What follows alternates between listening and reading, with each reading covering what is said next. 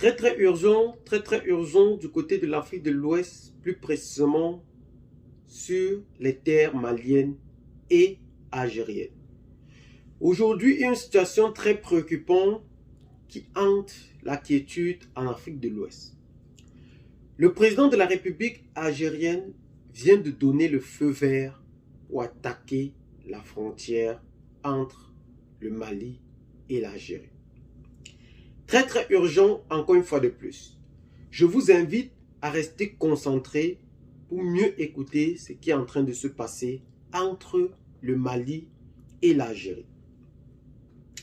C'est une affaire qu'on croyait prendre à la légère.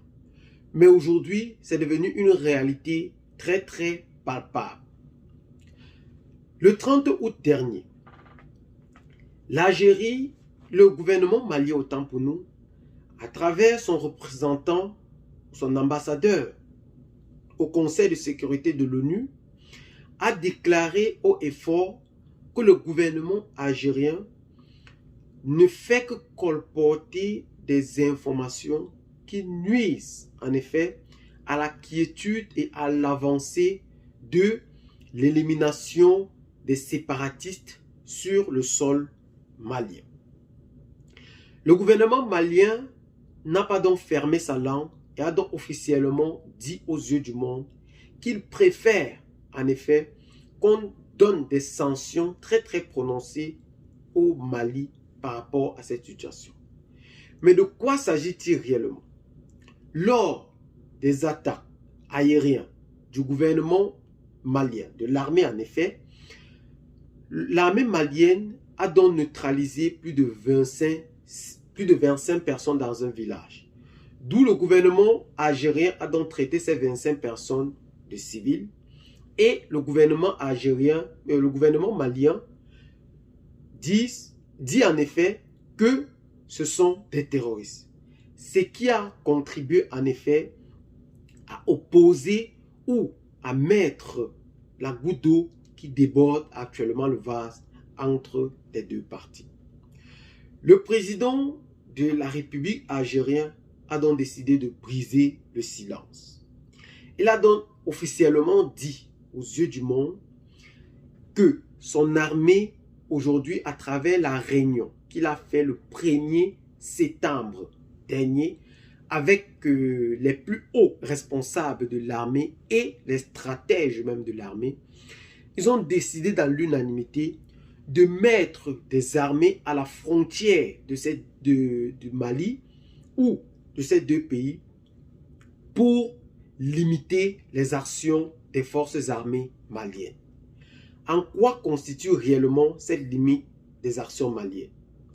Si jamais le gouvernement malien, à travers des drones turcs et russes, pour neutraliser évidemment les terroristes situés à la frontière avec l'Algérie, si jamais ils veulent les neutraliser, le gouvernement algérien empêchera sans nul doute cette frappe, puisque le gouvernement algérien considère qu'il y a des nomades qui sont installés à la frontière entre le Mali et l'Algérie.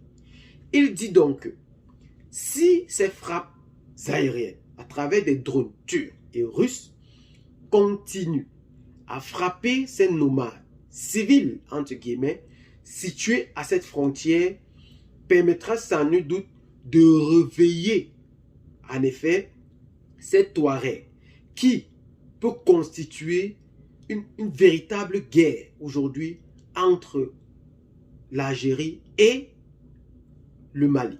Ou encore du moins, ils ont évidemment peur que cette guerre se déporte jusqu'à sur le front algérien. Donc, pour constituer donc la limite de ces armées, le gouvernement algérien a donc opté pour caler ces civils ou ces nomades à la frontière entre ces deux pays. Et que si jamais l'armée malienne viendra à attaquer ces civils, selon eux, ils contrecarreront sans nul doute. C'est ce qui est actuellement en train de se passer du côté de l'Afrique de l'Ouest. Mais Le gouvernement malien aujourd'hui est resté muet par rapport à cela et attend contribuer pour poursuivre avec efficacité ces frappes qui ne cessent de grandir aujourd'hui en Afrique de l'Ouest. C'est très urgent aujourd'hui du côté de l'Afrique de l'Ouest parce que les deux pays sont en train de se diviser. Un même et unique pays qui peuvent s'unir pour lutter contre ces fléaux qui endeuillent la population se voit aujourd'hui contribuer même à restaurer plutôt ce terrorisme. Puisque le gouvernement algérien dit que ces terroristes peuvent se recroqueviller dans son extrême sud. Vu ces frappes aujourd'hui, il a donc peur, il opte donc pour leur protection. Mais en effet, est-ce que selon ces stratèges, est-il une bonne stratégie? Nous pensons évidemment que si ces deux pays s'unissent pour lutter contre ces fléaux qui hantent la paix et la quiétude du côté de l'Afrique de l'Ouest, cela ne prendrait que quelques jours pour la radicalisation de ce fléau. Si ces deux pays décident de s'unir pour lutter contre ce terrorisme, je pense évidemment que ils peuvent arriver à bout de leur lutte. Le fait de se diviser ne peut contribuer en réalité en rien sur l'avancée économique des deux pays. Deux pays voisins qui devraient, selon les normes, s'amener à mutualiser leurs efforts, s'amener à dialoguer, s'amener évidemment à contribuer au développement économique de part et d'autre pour enfin redorer le blason de l'économie même africaine, se trouve aujourd'hui en train de se diviser par rapport à ces séparatistes. Ils sont en train évidemment de faire avec exactitude ce que ces séparatistes sont en train d'attendre d'eux. C'est réellement ce qui est en train de se passer du côté de l'Afrique de l'Ouest aujourd'hui. Nous appelons donc les deux parties à prendre leurs responsabilités à main, à prendre le destin futur des peuples africains à main. Parce qu'actuellement, s'ils ont peur aujourd'hui en disant qu'ils veulent protéger leur territoire, ils sont plutôt en train de l'exposer. Vaut mieux contribuer à l'éradication finale de ce problème qui peut continuer à perdurer sur le sol africain aujourd'hui. Et pour cela, nous appelons dans les deux parties à prendre au sérieux la menace qui hante la quiétude et la paix du côté de l'Afrique de l'Ouest. C'est donc sur ce petit pas d'informations que nous allons donc nous séparer. Qu'est-ce que vous en pensez personnellement?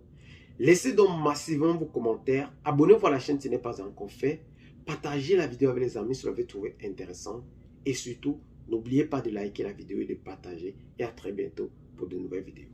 Ciao.